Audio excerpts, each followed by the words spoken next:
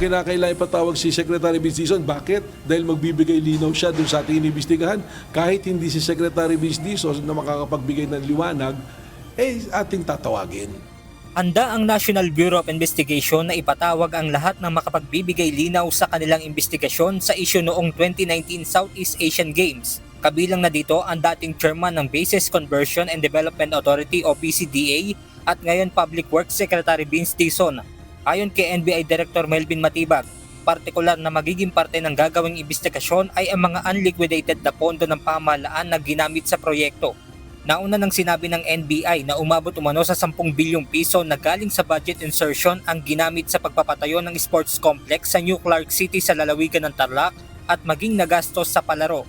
Dahil pera po ng gobyerno yan, pera ng taong bayan yan, this should be subjected to liquidation and audit.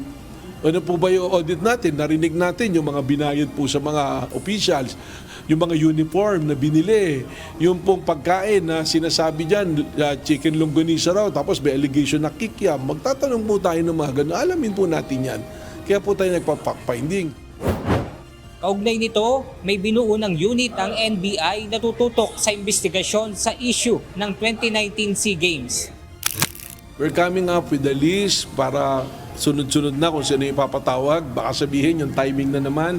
Pero nang sinimulan natin investigation, we will be putting up dito ang Public Corruption Bureau. Kasama natin mag-iimbestiga rito ang Financial Investigation Unit at ang Special Action Unit ang mag-iimbestiga nito. Samantala, iginit naman ng NBI na hindi timing sa impeachment trial ang gagawin nilang investigasyon sa issue ng 2019 SEA Games. Paano pong ibig sabihin ng timing? Ibig sabihin po ba kahit meron na tayo mga dokumento at ebidensya para mag-imbestiga ng krimen? Teka muna, mukhang mali ata yung timing. Hindi mo ba't pag pumasok yung investigation at krimen, kaagad-agad dapat nating aksyonan? Dagdag pa ng NBI Director, may pumasok kanilang reklamo sa kanila at naitanong din ito sa kanya ng media na kailangan niyang sagutin. Dahil kung hindi naman natin sasabihin, ang publiko sasabihin, tinatago natin yung mga investigasyon. Ano po? So kailangan po nating ipaalam. Just like any other investigation na dapat at gustong malaman ng tao, may public interest, kailangan nating sabihin sa tao. Ang palasyo naman, iginit na napatunayan na sa investigasyon na wala umanong kinalaman sa issue si Secretary Vince Dizon.